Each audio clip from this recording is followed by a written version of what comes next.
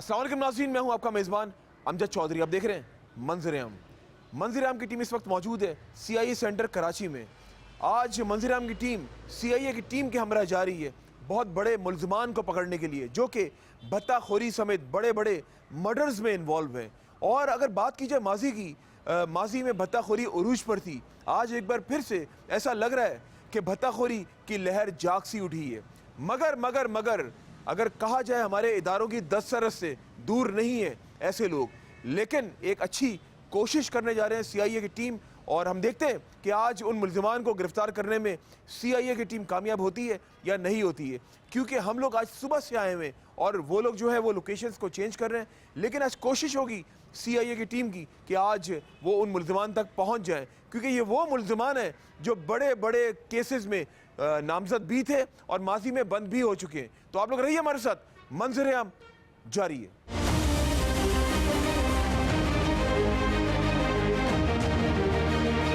जी नाज़रीन, मंज़र-ए-आम की टीम इस वक्त मौजूद है CIA सेंटर कराची में। और भत्ताखोरी की अगर बात की जाए, माजी में उरूज पर थी, फिर कंट्रोल कर लिया गया, लेकिन फिर ऐसा लग रहा है कि एक लहर सी दोबारा से जाग सी गई है भत्ताखोरी कराची में। मगर CIA एक्टिव हो गई है और CIA ने ये बेड़ा उठाया कि दोबारा से इसको ख़त्म किया गया कराची के अंदर से। आज कुछ ऐसे मुल्ज़िमान हैं, CIA अपनी कार्रवाई करने के लिए जा रही है भत्ताखोरी के हवाले से, और हम उनके हमरा जा रहे हैं मंज़र-ए-आम दिखाने के लिए आपको मंज़र-ए-आम प्रोग्राम में। आइए मैं खुशामदीद करने जा रहा हूँ DSP operations SIU CIA Karachi Mohammad Wasif Qureshi साहब को। अस्सलाम वालेकुम जी। वासिफ साहब, एक लहर कराची में माजी में अगर बात की जाए, भत्ताखोरी उरूज पर थी, फिर वो सस्टेन हो गई, कंट्रोल कर लिया गया, लेकिन ऐसा लग रहा है कि दोबारा से शायद इस लहर ने, वो कहते हैं ना, करवट ली है। क्या कहेंगे आप इस बारे में? अभी थोड़ा बहुत ये खैर जराइम ख़त्म तो नहीं होते, चलते रहते हैं। ये कभी की लहर तेज़ हो जाती है, कभी कम हो जाती है। अभी बिल्कुल कम है अल्हम्दुलिल्लाह रब्बिल आलमीन शहर में हमारे, लेकिन इक्का दुक्का ये जो हमें आज हम जब जा रहे हैं जी हमें यही इन्फॉर्मेशन है कि पहले भी ये भत्ते में ये लोग बंद हो चुके हैं और ये काम यही था कि पेशा यही था गई है। तो अभी भी इनके खिलाफ 2-4 FIR कटी हुई है। देखें, अल्लाह का करम करे, हमें कामयाबी दे मालिक इंशाल्लाह। अच्छा, इसमें क्या समझते हैं, कितने जो बंदे हैं वो जिनकी तलाश है आप लोगों को? हमें 3 बंदों की तलाश है इसमें। अच्छा। जो हमें भाई, क्योंकि इन्होंने 2-3 लोगों से इन्होंने पैसे मांगे हैं और उसमें एक वीडियो भी हमारे पास आई है जिसमें इन्होंने फायरिंग भी की है घर के ऊपर, और अच्छा। पिस्टलें 2 पिस्टलें शो करी है इन्होंने। लोग बहुत डरे से हमें इनसे, लेकिन अल्लाह का करम है, हमें एक क्लू मिल गया है। चलते हैं इंशाअल्लाह, अब करम हो गया। अच्छा, मुझे ये बताएं कि जहाँ पर हम एक्सटॉर्शन केसेस की बात कर रहे हैं, माजी में तो एक बड़ा ग्राफ ऊपर आ गया था, तो आप क्या समझते हैं ये जो लोग हैं जो भत्ताखोरी करते हैं, इनका ताल्लुक कहाँ से होता है? मैं एक जनरल बात कर रहा हूँ आपसे। देखिए, जब जिस ज़माने की आप बात कर रहे हैं उस ज़माने में तो खैर बहुत सी कुछ ऐसी चीज़ें थी जो हमारे रीचेबल नहीं थी हमारे लिए, मतलब बहुत सी चीज़ें। लेकिन अब अल्हम्दुलिल्लाह बिल आलमीन हम बहुत स्ट्रॉन्ग हैं इस मामले, टेक्निकल तौर पे हम बहुत स्ट्रॉन्ग हैं और हम इनका कला कम करना जानते हैं। अच्छा, ये भी चीज़ हमें पता चली थी कि ये मुख्तलिफ माजी में केसेस में ये बंद हुए हैं और कुछ मर्डर के केसेस हैं, भत्ताखोरी है और मज़ीद तो इंकशाफत बाद में होंगे, तो ऐसा है क्या? बिल्कुल ऐसा ही है। अभी जो हमें इंफॉर्मेशन है कि ये बंदे पहले मर्डर में बंद हुए हैं, इन्होंने भत्ते में ही बंद हुए हैं, साइबर क्राइम में ही बंद हुए हैं, और बहुत टेक्निकली काम करते हैं ये। मतलब ये इनको ढूंढने का आसान काम नहीं था, हमने बड़ी मेहनत करी है इसमें, और ये टेक्निकली बुनियाद पर हमने इनको ट्रेस करने के लगे हैं, और इंशाअल्लाह चलते हैं, इंशाअल्लाह अल्लाह पाक कामयाब कर देगा। नाज़रीन, मैं आपको एक बात बताऊं कि आप लोगों को भी वो फ़ोन कॉल आती होगी कि मैं बैंक से बात कर रहा हूं, अपनी ट्रांजैक्शन कर दें, अकाउंट नंबर दे दें। उनमें से कुछ जो आज मुल्ज़िमान पकड़ने जा रहे हैं ना, उनमें से कुछ ऐसे भी शवाहिद हैं कि ये उसमें भी इन्वॉल्व है। मैं बात कर रहा हूँ ऑनलाइन जो बैंकिंग सेक्टर है उसके अंदर भी इनकी इन्वॉल्वमेंट है। और मुझे तो याद है कुछ माजी में हमारे भी कुछ जानने वाले, उनकी वजह से कॉल्स आती थी, कहते थे कि अपना अकाउंट नंबर दे दें और मैं फला बैंक से बात कर रहा हूँ। फिर वो होता क्या था, ट्रांजैक्शन जो है ना वो अपने अकाउंट में उनके पास ऐसा इनकी जो ज़ाहिर बॉन्डिंग होती है, ये जो कड़ा जो भी है, ये विदाउट उसके ये लोग करते नहीं है, तो वो ट्रांजैक्शन जो है ना वो जो क्रेडिट अमाउंट उनके अकाउंट में हो जाता था। तो मजीद थोड़ा सा बताइए, ऑनलाइन के भी कोई मुलविस है? बिल्कुल ऐसा ही है, ये साइबर क्राइम के बिल्कुल एक्सपर्ट है ये, जो हमारी मालूमात है। पहले भी FIA में बंद किया है इनको, और ये इस मामले में बहुत आगे है, ये बहुत आगे है, और मेच्योर लोग हैं ये, कोई बच्चे नहीं है ये। अच्छा, ये मेच्योर लोग हैं, तजुर्बेकार, एक्सपीरियंस जनाब पेश है, 7-7 8 साल जेल काटी हुई है, सब पता है इनको। अच्छा, इनकी कोई सियासी जमातों से भी इनका कोई ताल्लुक होता है? अभी तक तो मैं कोई नजर नहीं आया, अभी तक ये सिर्फ एक जनाब पेशा है, सही पकड़ेंगे। क्योंकि माजी में जब इस तरह के एक्सटॉर्शन केसेस आप लोग करते थे, कहीं ना कहीं इनका टांगा फिक्स होता था। उसको भी ये मैंने आपको बताया ना कि ये सिर्फ एक पैदागिरी लोगों का ग्रुप है जो मुख्तलिफ नामों से काम करते हैं। ये इनका मकसद से पैसे कमाना है बस। तो जो निशानदेही आज आपकी वो कंफर्म निशानदेही है आपकी? इंशाल्लाह अल्लाह पाक करें। अच्छा, कराची की आवाम को थोड़ा सा ये बताएं, मैं चाह रहा हूँ आपसे, मैं ज़रा आपकी मौजूदगी का फ़ायदा उठाते हुए, जो कारोबारी हजरात है, माजी में एक वक्त था पर्ची आ गई घर पे, तुम्हारे बच्चे को उठाकर ले जाएंगे, वही बताखोरी कि इतने पैसे दे दो, या जो कारोबारी हजरात दुकान पर या जो सदर में काम कर रहे हैं, मैं बड़े बड़े सुनियारों की बात कर रहा हूँ और दीगर कारोबारी हजरात की मैं बात कर रहा हूँ, माजी में बहुत परेशान थे और फिर उन लोगों ने तो लाहौर चले गए थे, वो लोग शहर छोड़ के, कुछ लोग मुल्क छोड़कर चले गए थे। तो अगर अभी की बात की जाए, क्योंकि आप जिस कुर्सी मनसब पे फाइज है, आप बेहतर समझ सकते हैं, बेहतर बता सकते हैं, तो आप क्या समझते हैं कि अभी कारोबारी हजरात को भी पर्चियाँ आती हैं? नहीं, अभी ऐसा देखिए, जिस ज़माने की आप बात कर रहे हैं ना, उस ज़माने में लोगों को अपनी शनाख्त छुपाने का बड़ा मौका मिलता था। हमारी पुलिस, हम उस वक्त इस लेवल पे नहीं थे कि हम टेक्निकली हम लोगों को ढूंढ सकें। अल्हम्दुलिल्लाह रब्बिल आलमीन, हमारी पुलिस अब इस काबिल है कि हम लोगों को कुछ छुप सकता नहीं है हमसे।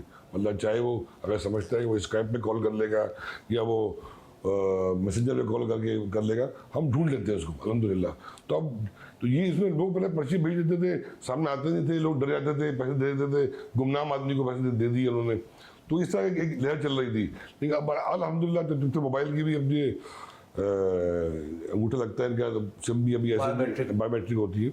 मतलब अब ऐसा नहीं है, अब हम ढूंढ लेते हैं अल्हम्दुलिल्लाह। हमारे पास तमाम इतनी गवर्नमेंट ने हमें दिए हैं वसाइल कि हम हमसे बच सकते नहीं है। अच्छा, माजी की बात अगर कीजिए और अगर अभी करंटली अगर बात की जाए, CIA में टेक्नोलॉजी के हवाले से अगर बात कीजिए, कितनी एनहांसमेंट आई है? अल्हम्दुलिल्लाह मैं आपको बताता तो हूँ कि हम बिल्कुल कॉन्फिडेंट है इस मामले में, हमसे कुछ नहीं सकता। क्योंकि अब तो वैसे भी आप लोग अंगूठा लगाए, पूरा पता चल जाता है कि कितनी FIRs में पूरा CRO सामने आ जाता है। तो CRO हर चीज़ पूरा फैमिली ट्री सब आ जाती है और बंदा भाग नहीं सकता उसे, भागेगा तो हम ढूंढ लेते हैं उसको। सही।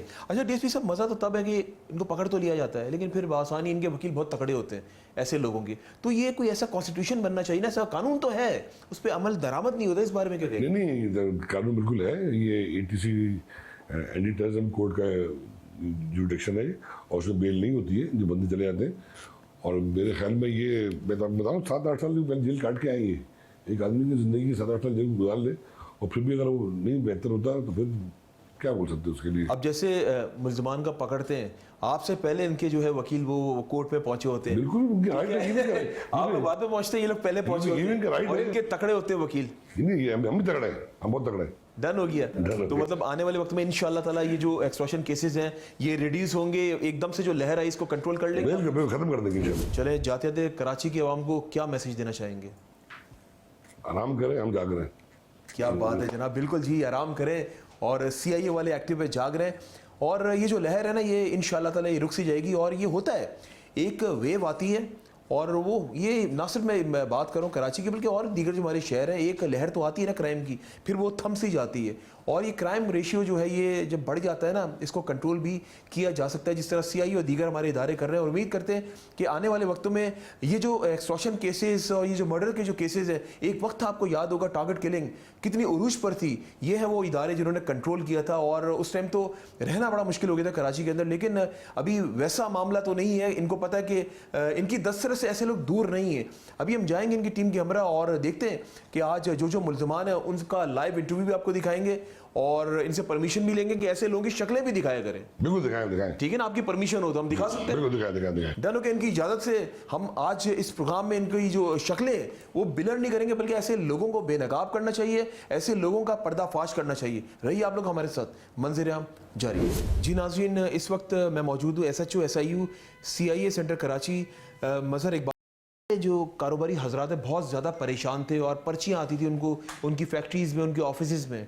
और ये एक लहर ऐसी दोबारा से ऐसा लग रहा है कि इसकी एक वेव आई है और जो आज कार्रवाई आप लोग करने के लिए जा रहे हैं भत्ताखोरी के हवाले से, एक्सटॉर्शन केसेस के हवाले से।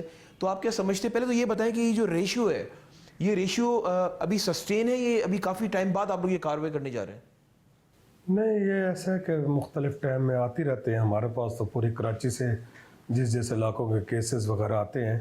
लेकिन अब ये भत्ताखोरी का जो है निज़ाम है ना, मोबाइल फ़ोन के ज़रिए कोई किसी जगह की मूवी बना के किसी को भेज के उनको ब्लैकमेल करके इस तरीके से भत्ता वगैरह वसूल करने का भी है। आज भी जो ये हम जो कार्रवाई करने जा रहे हैं, ये कराची, न्यू कराची के इलाके में अजमेर नगरी है, सर सैयद है, बफर जोन और ये न्यू कराची इंडस्ट्रियल एरिया, वहाँ के मुख्तलिफ दुकान वालों को, शॉप्स कीपर्स को, होटल्स वालों को ये मुख्तलिफ बत्तीस की फ़ोन करके उनकी मूवीज़ बना के वहाँ से खाना वगैरह जैसे खाते हैं, तो वहीं की कोई मूवी किसी ने बना के किसी को भेज दी, तो वो उनको पीछे से फिर ब्लैकमेल करते हैं, जिसमें से 1 लाख रुपए से लेके 10 लाख रुपए तक, 50,000 से भी उन्हें इस तरीके से वो भत्ते की वो डिमांड करते हैं। फिर अभी हम लोगों ने इस पे 4-5 हमारे पास अभी FIRs आई हैं, उस पर हमने काफ़ी तफ्तीश वगैरह की है और टेक्निकल तरीके से उनको ट्रस्ट किया है, तो इंशाल्लाह उनको आज दुआ करें अल्लाह कामयाब करेगा, तो इनको आज अरेस्ट करेंगे इंशाल्लाह। अच्छा, आप क्या समझते हैं इनके पीछे कौन है?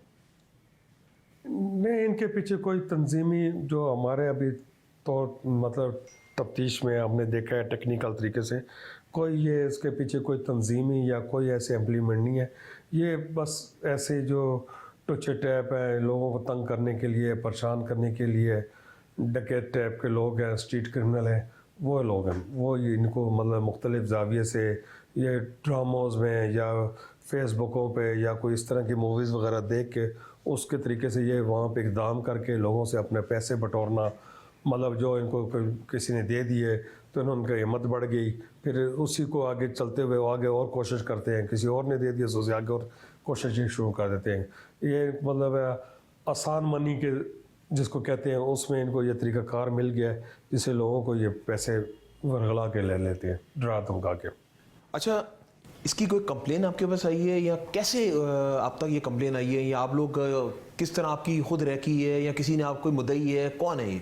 जी, हमारे पास ये जो जहाँ भी कराची में इस किस्म का कोई ऑफेंस होता है तो मुतल्लिका थाने में जो FIR दर्ज होती है, तो उसकी तफ्तीश वगैरह जो है हमारे पास स्पेशल यूनिट में यहाँ पर आती है। अच्छा। फिर उसको हम अपने मुद्दई से रब्ता करके फिर वहाँ मौके पे जाके फिर वो सारी चीज़ें, फिर वो जिस नंबरों से कॉलें आती हैं उनको और उनके ज़राए बी कॉन्टैक्ट्स या टेक्निकल तरीके से फिर हम उनको सबको ट्रेस करते हैं कि आया कि इसको कॉल कभी तो ऐसा भी होता है कि जिनको कॉल आ रही होती है उनके साथ ही जो लोग काम करने वाले उनके दोस्त अहबाब हैं वही वो वहाँ से उनको बताते हैं कि भाई इसके पास पैसे आ जाए हैं, आप ये कॉल, ये नंबर है, इस पर कॉल करो, इसको ये बताओ, तो इस वजह से वो डर जाता है। डरने के बाद वो फिर उनको बतावा देना शुरू कर देते हैं।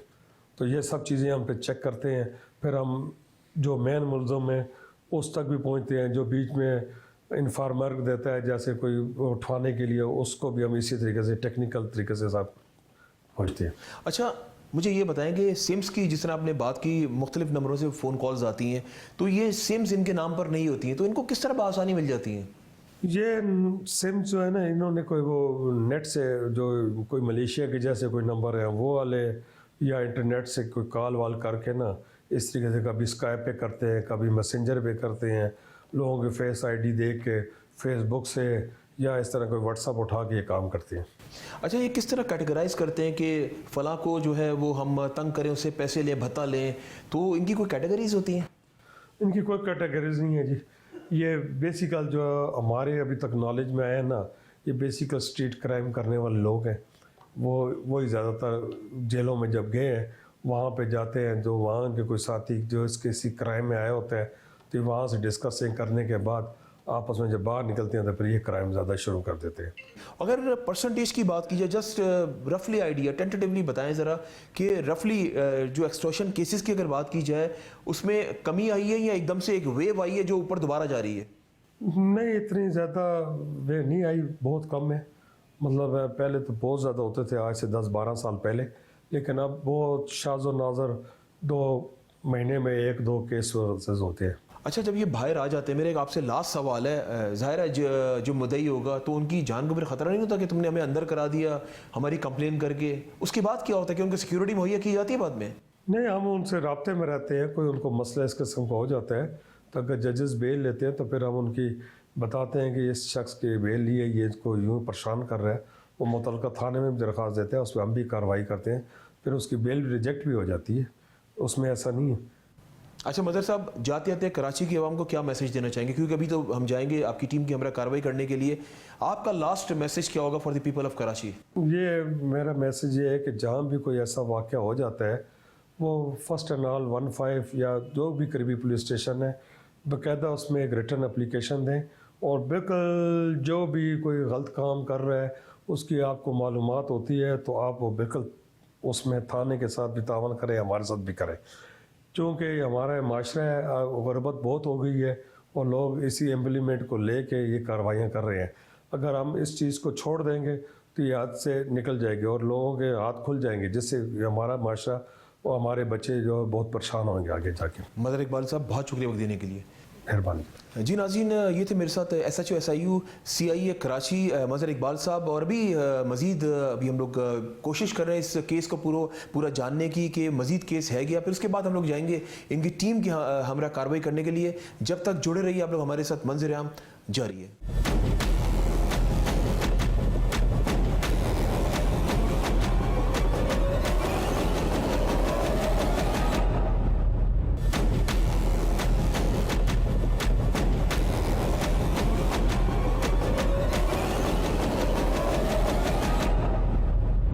नाज़रीन, इस वक्त मैं मौजूद हूँ SIU CIA सब इंस्पेक्टर काशिफ बरकात साहब के साथ, और उनसे पूछते हैं आज ये जो कार्रवाई करने के लिए जा रहे हैं उस हवाले से कुछ सवालात हैं मेरे जहन में। मैं चाह रहा हूँ कि वो जवाबात उनसे लेने की कोशिश करूँ, क्योंकि अगर एक्सटॉर्शन केसेस की बात की जाए, माजी में जिस तरह मैंने DSP साहब का मैंने इंटरव्यू किया, मैंने SHO साहब का किया, उनसे भी कुछ इस किस्म के सवालात मैंने उनके सामने रखे। माजी में जो हमारे कारोबारी हजरात थे बहुत ज़्यादा परेशान थे, मगर एक लहर की बात की जाए, वो वेव जो है ना वो वक्तन फ़वक्तन आती रहती है। आइए इनको खुशामदीद मैं करने जा रहा हूँ। अस्सलाम वालेकुम जी। जी वालेकुम। काशिफ साहब, बत्ताखोरी माजी में उरूज पर थी और उसके बाद आप लोगों ने काफ़ी हद तक कंट्रोल किया, फिर एक वेव आती है, फिर वो ख़त्म हो जाती है, फिर आती है, इस तरह मामला चलता रहता है। तो आप ये बताएं, जो अभी कार्रवाई करने के लिए आप लोग जा रहे हैं, वो जो मुल्ज़मान है, पहले माजी में भी कुछ केसेस में वो बंद हुए हैं, मर्डर और मुझे जो बताया गया, तो थोड़ा सा बताएं, जो मुल्ज़मान है माजी इनका क्या था? देखिए, बेसिक बात तो सबसे पहले मैं आपको बताऊं कि एक्सटॉर्शन जब रिपोर्ट होती है तो उस पर हमारी टेक्निकल टीम थोड़ा वर्क करती है। जिन नंबर से एक्सटॉर्शन कॉल आती है वो देखा जाता है, उनका थोड़ा वेयर अबाउट निकाला जाता है, एनालिसिस किया जाता है उसका, क्या आया कि ये नंबर या ये ईमी जो है that is called cell phone. जो सेल फ़ोन है उसका जो जैसे आपके घर का एड्रेस होता है, इस तरीके से ईमी जो है उसका एड्रेस है, नंबर। एग्जैक्टली। तो वो आया कि पहले किसी एक्सटॉर्शन में यूज़ हुई है कि नहीं हुई है। अच्छा, वो सिम जो है वो पहले किसी एक्सटॉर्शन में यूज़ हुई है कि नहीं हुई है, उसके अलावा और किसी नंबर में रिपोर्ट हुई है कि नहीं हुई है, उसके ऊपर हमारा एनालिसिस होता है पूरा टेक्निकल ब्रांच के साथ बैठ के, CDR वगैरह सब निकाल के। उसमें जो एक्सटॉर्शन सबसे पहला रिपोर्ट हुआ था उसमें जो नंबर आया ये लोकल नंबर था गाँव का। उसके बाद फिर फर्दर केसेस रिपोर्ट हुए हैं इसके अंदर। ये सिम्स तो इनके नाम पर नहीं होती ना, ये तो किसी और की सिम्स होती, डमी सिम्स होती, तो इनको कैसे मिल जाती हैं? डमी सिम्स तो आम मिल रही है, बहुत बड़ी सख्ती बीच में कर दी गई थी जी, नादर की तरफ से भी थी। लेकिन बात ये आउट ऑफ कराची, ये सब विद इन मेट्रोपॉलिटन सिटीज़ होती हैं जितनी सख्तियाँ होती हैं। अगर आप आउटस्कर्ट्स में जाएं तो ये सख्तियाँ हैं वहाँ पे नहीं है। और दूसरी बात ये कि वहाँ लिटरेसी रेट इतना नहीं है, वो आपसे बायोमेट्रिक लेते हैं 1 दफ़ा 2 दफ़ा 3 दफ़ा, और आपके नाम ये की तो मोबाइल कंपनीज की कोताही है ना जी, इसमें बहुत सारे लोगों की कोताही है। बिल्कुल ऐसे ही है। I can not specifically point out someone, बहरहाल लेकिन है, ये चीज़ है, अब चल रही है, इसको ओवरकम तो करना है किसी तरीके से। तो इसमें जो केस रिपोर्ट हुआ उसके बाद फिर फर्दर इसके अंदर 3 केसेस रिपोर्ट हो गए। अच्छा, कुछ ऐसे केसेस हैं कि जिनकी FIR नहीं हुई, वो 2 से हट के केसेस हैं, 3 केसेस। अच्छा। ये इनकी 7 जगहों पे एक्सटॉर्शन कॉल कर चुके हैं, जिसमें से 2 जगह तो ऐसी हैं जहाँ पे जाके फायरिंग भी कर चुके हैं। इनको हमने टेक्निकली ट्रेस आउट किया है, और इसमें जो अभी तक हमारे ट्रेस आउट करने में जो लोग आ रहे हैं उनका पिछला क्रिमिनल रिकॉर्ड भी आ रहा है, जिसमें एक ऐसा है जो कि इससे पहले सज़ा याफ्ता है एक्सटॉर्शन केस के अंदर।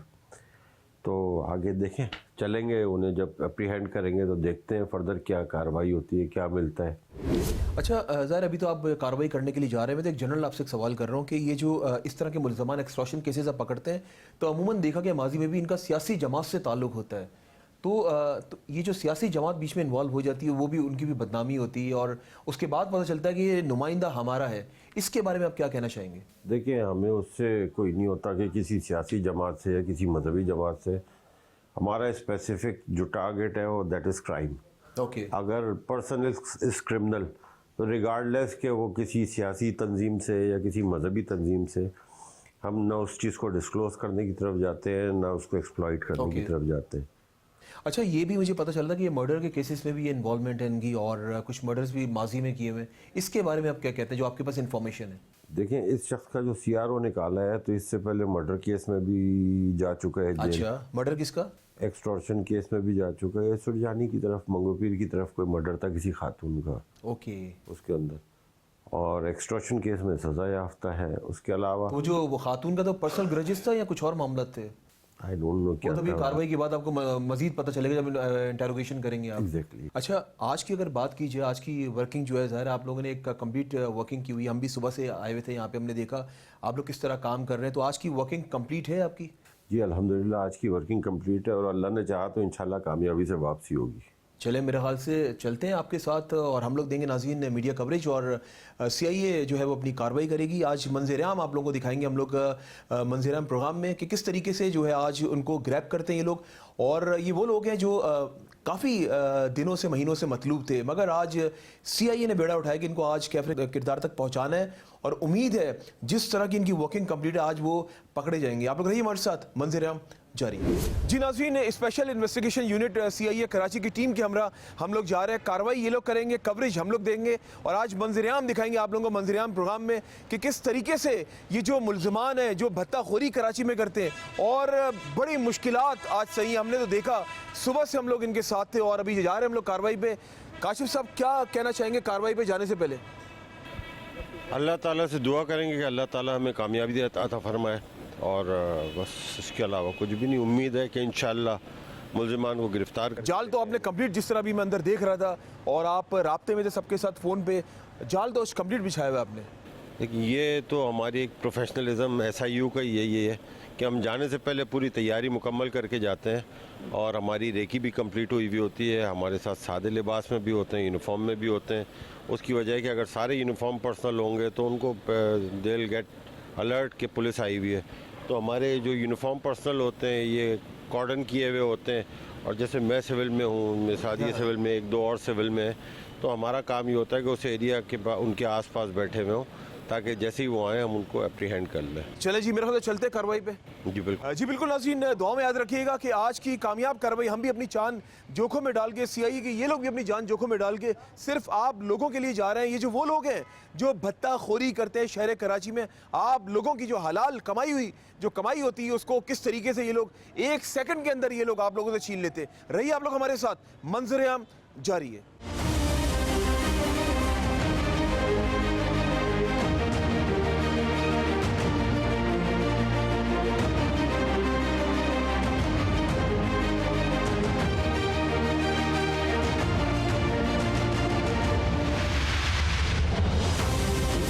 नाज़रीन, बिल्कुल वहां पहुंच गए और जो दोनों बंदे यहाँ मौजूद हैं, जो CIA की जो कार्रवाई है, दोनों ने हैंड्स अप कर दिया है। दोनों यहाँ पे जो है वो चाय पी रहे थे और कंप्लीट रैकी के बाद, कंप्लीट वर्किंग के बाद CIA के जो SIU के हमारे सब इंस्पेक्टर साहब है, काशिफ साहब, सुबह से ये लोकेशन चेंज कर रहे थे। 3 लोकेशन ये लोग चेंज कर चुके थे और इन दोनों मुल्ज़िमान को जो है वो पकड़ लिया गया है। और ये दोनों मुल्ज़िमान वो लोग हैं जो भत्ताखोरी आप लोगों से ह्यूज अमाउंट ये लोग जो है भत्ताखोरी की मद में ये लोग वसूल करते थे और ये दोनों खतरनाक मुल्ज़िमान हैं। ये दोनों आपके सामने और अभी इनको जो है वो CIA सेंटर कराची लेकर जाया जा रहा है, वहाँ पे इंटेरोगेशन करेंगे काशिफ साहब। उसके बाद पूरी कंप्लीट तफ्तीश के बाद पता चलेगा कितना भत्ताखोरी ये लोग वसूल कर चुके हैं। और उसके साथ साथ ये भी बताया जा रहा है कि ये मर्डर के केस में भी माजी में इन्वॉल्व रहे और ये सब कुछ आप देख रहे हैं मंजर प्रोग्राम में, सिर्फ और सिर्फ चैनल 5 न्यूज़ की स्क्रीन पर। आज मंजर-ए-आम की बड़ी काविश और बड़ी जद्दोजहद के बाद मंजर-ए-आम की टीम जो है वो CIA टीम के हमरा हम लोग मीडिया कवरेज दे रहे हैं और CIA ने जो है वो कार्रवाई की है। आपके सामने ये दोनों मुल्ज़िमान कानून की गिरफ्त में आ गए। काशिफ साहब, क्या कहना चाहेंगे? आखिरकार इन दोनों मुल्ज़िमान को पकड़ लिए। शुक्र अल्हम्दुलिल्लाह, अल्लाह ताला ने कामयाबी अता की पूरे दिन की मेहनत कामयाब हुई। आप लोगों का भी शुक्रिया, आप लोग हमारे साथ साथ थे। सर आपका भी शुक्रिया कि कराची की आवाम को आपने मजीद ऐसे ये जो भत्ताखोर जो लोग हैं इनसे बचा लिया आप लोगों ने। शुक्र अल्हम्दुलिल्लाह जी, अल्लाह ताला का करम है। चले मेरे ख्याल से मजीद CIA सेंटर चलते हैं, वहाँ से नाज़रीन को हम ज्वाइन करते हैं। नाज़रीन बिल्कुल आप लोग रहिए हमारे साथ, अभी हम लोग CIA सेंटर कराची जा रहे हैं, वहाँ से आपको ज्वाइन करते हैं। मजीद इंटेरोगेशन जो जारी और सारी है, ये दोनों मुल्ज़िमान आप देख लें, इनको अभी बिठाया जा रहा है। इनका कपड़ा उतारें ज़रा, थोड़ा कपड़ा उतारें। ये दोनों मुल्ज़िमान आपके सामने ख़तरनाक ये मुल्ज़िमान है दोनों, इन दोनों को जो है वो CIA सेंटर कराची मुंतकिल किया जा रहा है और वहाँ से हम लोग आपको ज्वाइन करेंगे। मजीद तफ्तीश अभी जारी और सारी है, रहिए आप लोग हमारे साथ, मंजर-ए-आम जारी है। नाज़रीन जैसे कि आप देख रहे हैं कि ये जो एक मुल्ज़िम है और जब इसको अभी गिरफ्तार किया और जैसे ही कैमराज ऑन हुए तो कंप्लीट इस शख्स ने धमकी दी कि कोई बात नहीं, देख लेंगे हम लोग, निकलना तो है हमें बाहर। तो ये देख लें आपके सामने, अगर कुछ होता है तो ये शख्स जिम्मेदार होगा और हम तो अपनी जान खतरे में डाल के सिर्फ आप लोगों के लिए काम कर रहे हैं। और खुलेआम वहाँ पे चाय के होटल में बैठ के ये चाय पी रहे थे और इस तरह ये मुल्ज़िम है, ये वाला जो सामने मुल्ज़िम है, इसने ये धमकी दी है और आपके सामने। और ये सिर्फ ये रिकॉर्ड करने का मकसद ये है, कल को खुदा न खास्ता अगर कोई ऐसा मामला होता है तो ये शख्स होगा जिम्मेदार मेरी जान का और मेरी टीम की जान का। रहिए आप लोग हमारे साथ, मंजर-ए-आम जारी।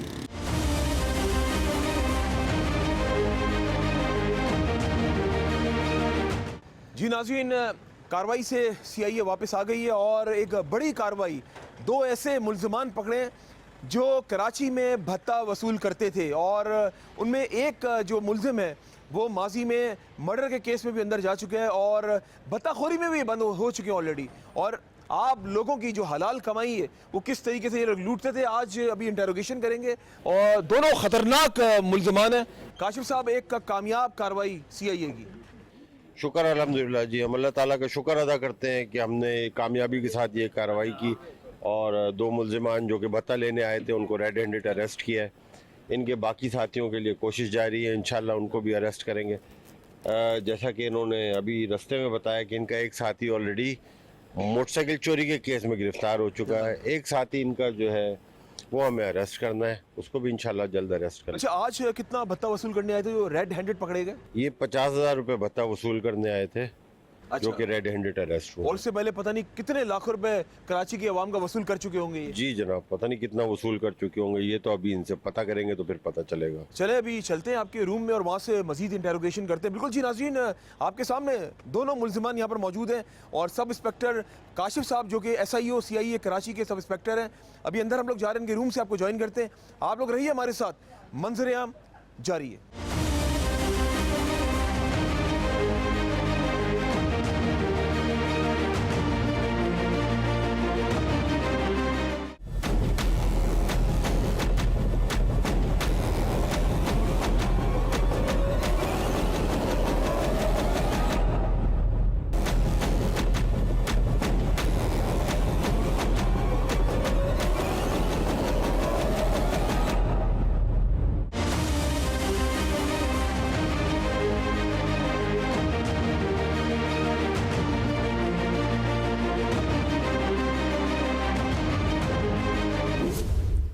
जी नाज़रीन, CIA की एक कामयाब कार्रवाई के बाद CIA सेंटर कराची वापस आ गए और सब इंस्पेक्टर काशिफ साहब हमारे साथ मौजूद हैं और ये दो मुल्ज़िमान जो आप देख रहे हैं ये भी आपके सामने मौजूद हैं। इनसे भी अभी ये इंटेरोगेशन करेंगे। काशिफ साहब, एक कामयाब कार्रवाई के बाद और ये दोनों मुल्ज़िमान यहाँ पर मौजूद हैं, ये वो लोग हैं नाज़रीन जो आप जैसे लोगों से भत्ता वसूल करते हैं या आप जैसे लोगों को चोरी डकैती में ये लोग मुलविस होते हैं और आप जैसे लोगों को ये लोग ये लूट मार कर रहे होते हैं और फिर आखिर में देखें इनकी शक्लें मासूम बनकर इस तरह खड़े हो जाते हैं जैसे इन्होंने कुछ किया ही नहीं है। काशिफ साहब, क्या कहना चाहेंगे आज की कामयाब कार्रवाई और काफ़ी एक तगोदो के बाद आखिरकार इसको कहते हैं ना कि मंजर-ए-आम तक पहुंचाया, मंतकी अंजाम तक बिल्कुल, क्या कहना चाहेंगे? अल्हम्दुलिल्लाह, शुक्र अल्हम्दुलिल्लाह, अल्लाह ताला ने कामयाबी अता फरमाई। इन्होंने भत्ता मांगा, लेने आए, अल्हम्दुलिल्लाह रेड हैंडेड पकड़े गए। थोड़ी मेहनत ज़रूर हुई, 3-4 जगह इन्होंने पॉइंट चेंज किए, घुमाया, लेकिन आखिरकार इबरतनाक अंजाम तक ये पहुंच गए और इनसे रिकवरी क्या हुई है ये आपके सामने है। ऐसे ही है, बिल्कुल ऐसे ही है। बाकी इनसे अभी बातचीत करते हैं। नाम बताओ अपना। सर रफ़ाकत नाम है। रफ़ाकत, तुम्हारी उर्फियत क्या है? सर सलीम। वल्दियत क्या है? अशरफ। तुम करते क्या हो? सर बेसिकली वेल्डिंग का काम है, लेकिन भत्ते का काम भी करता हूँ। तुम्हारे ग्रुप में कौन कौन शामिल है? सर हम 4 लोगों का ग्रुप। नाम बताओ। सर याया, अरशद और सुल्तान। सबके काम बताओ। सर याया सॉफ्टवेयर इंजीनियर है, ठीक है, ये हमें सिम और स्काइप वगैरह पे कॉल करवा देता है। ठीक है, और अरशद ने 1-2 बार कॉल की है। ठीक है। और जो है सुल्तान का काम है सर, जो भत्ता नहीं देते हैं उनके ऊपर फायर वगैरह करके, गाड़ियों पे फायर करके उनको डराना। और ये चोरी की छिनी हुई मोटरसाइकिलें जो तुम लोग भत्ते में इस्तेमाल करते हो, ये कौन ला के देता सर है? ये सुल्तान ही ला के देता है। ठीक है। अरशद कहाँ है इस वक्त? सर अरशद एक केस में चोरी की मोटरसाइकिल चला रहा था वो, तो वो वहाँ बंद है। इसका मतलब तो चोरी की मोटरसाइकिलें जो है वो अरशद प्रोवाइड करता सर होगा। वो सुल्तान से उसने बोला कि मेरे पास बाइक नहीं है, तो सुल्तान ने उसको एक चोरी की बाइक ला। सुल्तान इसके अलावा और क्या करता है भत्ते के काम के अलावा तुम्हारे साथ? भत्ते काम के अलावा सर मेरे साथ नहीं, वो बैंकिंग के रोबरियाँ करता है। जो लोग बैंकों से पैसा लेके निकलते हैं वो उनसे पैसा छीनता है, उनके पीछे लगता है। उसका पूरा एक गिरोह है, वो उनके पीछे लग के उनको। तुम इससे पहले कब कब बंद हुए हो? मैं सर 2006 में बंद हुआ हूँ। किस केस में? मर्डर में। उसके बाद? उसके बाद 2011 में बंद हुआ हूँ भत्ते में। सजा कौन कौन से केस में हुई? सर भत्ते में मुझे सजा। कितने साल की? सर 5 साल की सजा। कब छूटे जेल से? सर 2016 में। ये ग्रुप तुमने कब, ये गैंग कब बनाया तुमने? सर ये अभी पिछले 1 महीने पहले।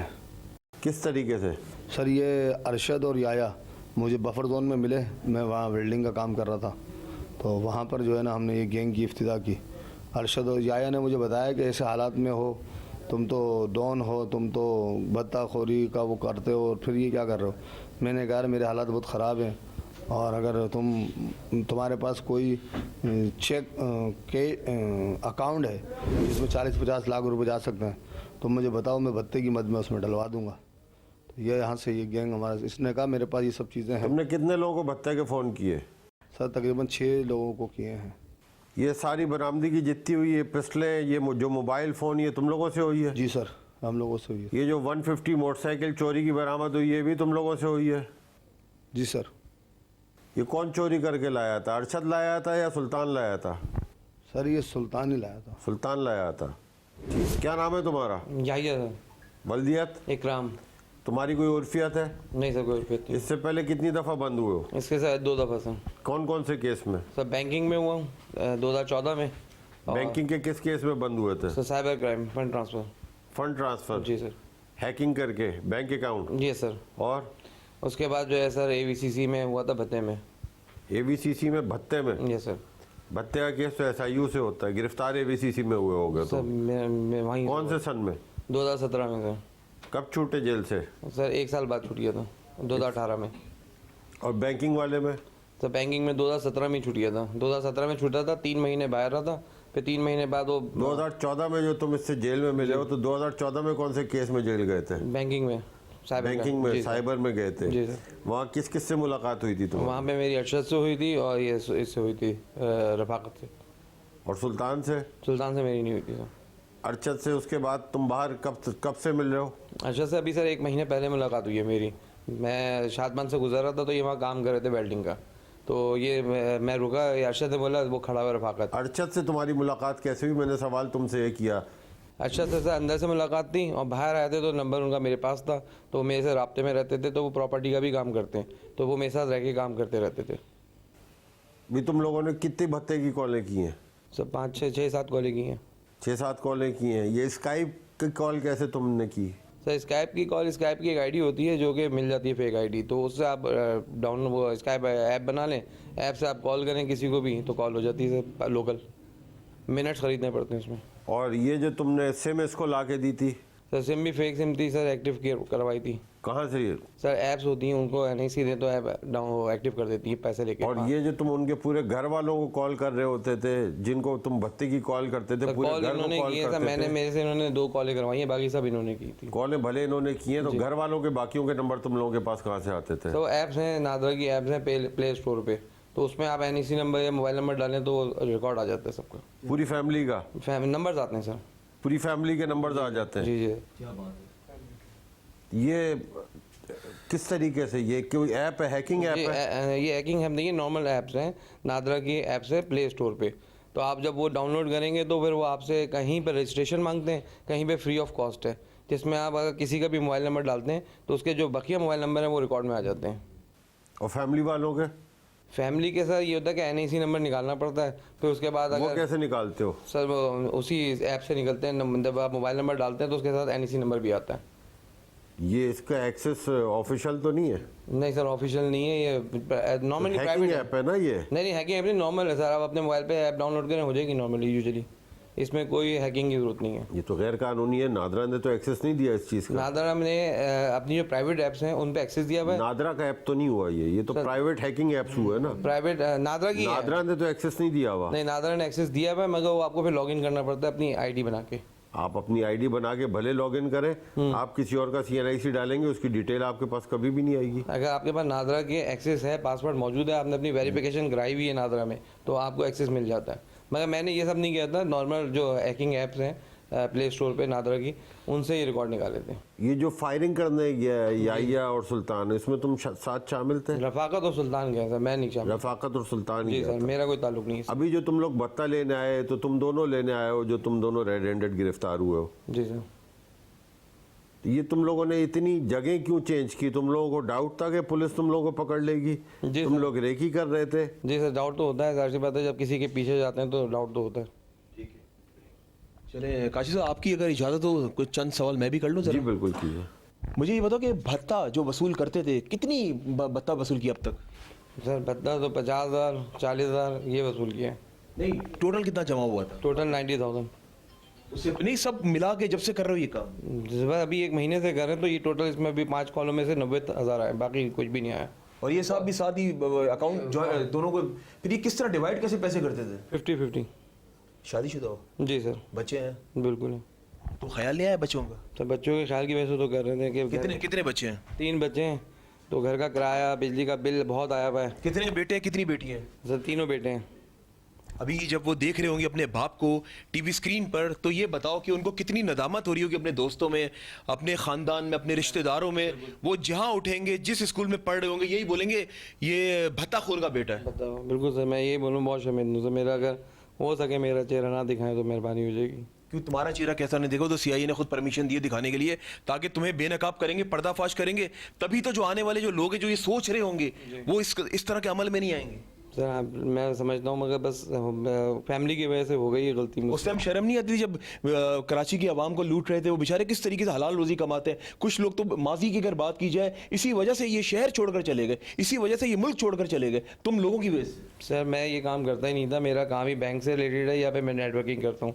ये बस ये मिल गए तो मैंने ये काम कर लिया, वरना मैं करता ही नहीं तुम हूँ। तो शरीफ इंसान हो।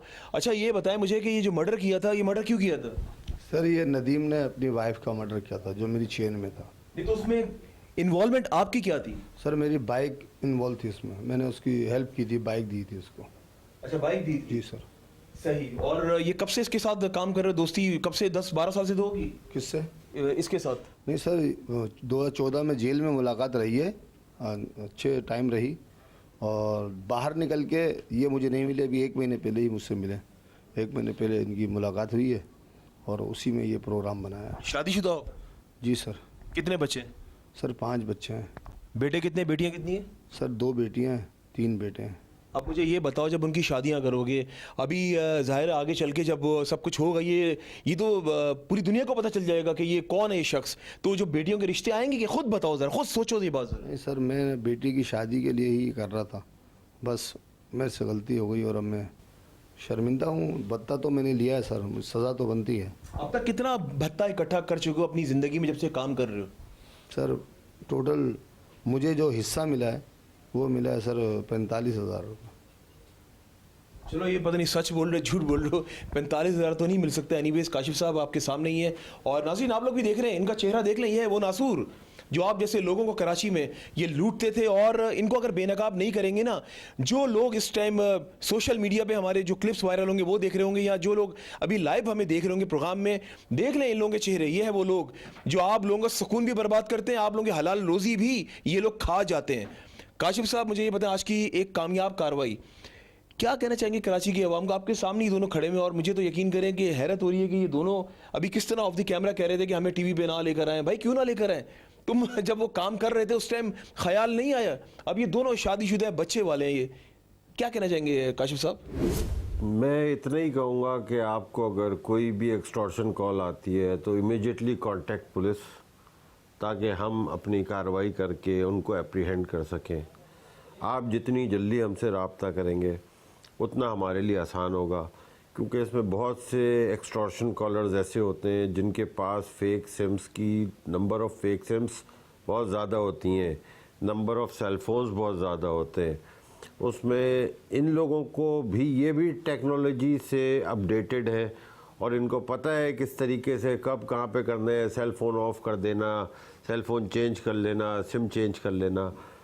तो जितनी जल्दी हमें कांटेक्ट करेंगे हमारे लिए इजी होगा उसको एप्रीहेंड करना, उसके ऊपर काम करना। एक्सटॉर्शन कॉल के अलावा भी अब जैसे ये कह रहे हैं मैं बैंकिंग का काम, तो ये बैंकिंग लोगों के अकाउंट हैक करके और उसका फ़ंड ट्रांसफ़र करना, तो आई डोंट बड़ा फन है ये, बड़ा फन है ये। इतना इजीली ये कैसे कह रहा है कि भत्ते में पहली दफ़ा आया, मैं तो बैंकिंग का काम करता था, तो बड़ा अच्छा काम करते थे। काशिफ साहब, मेरा जो एक्सपीरियंस है ना, ये अकेले नहीं होंगे, इनके पीछे और भी किसी ना किसी का हाथ Definitely होगा। होंगे। ऐसे नहीं इंसान काम करता। डेफिनेटली होंगे। अभी इनको लेकर आए, अभी बात ये है कि इनको अदालत लेके जाया जाएगा, इनका रिमांड होगा। जब रिमांड हो जाएगा ऑफिशियली फिजिकल कस्टडी मिल जाएगी इनकी, तो उसके बाद फिर हमारी इंटेरोगेशन मजीद चलेगी, फिर देखें मजीद क्या क्या चीज़ें रिवील होती सही हैं। है। काशिफ साहब, मेरा लास्ट क्वेश्चन आपसे कि देखें, ये तो भी आपने इन दोनों को पकड़ लिया, लेकिन ये जो फिर अदालत से ये बरी हो जाते हैं, इनके वकील जो है ना बहुत तकड़े होते हैं, और ये आपके पहुंचने से पहले ही कोर्ट में इनके वकील खड़े होते हैं इनको छुड़वाने के लिए।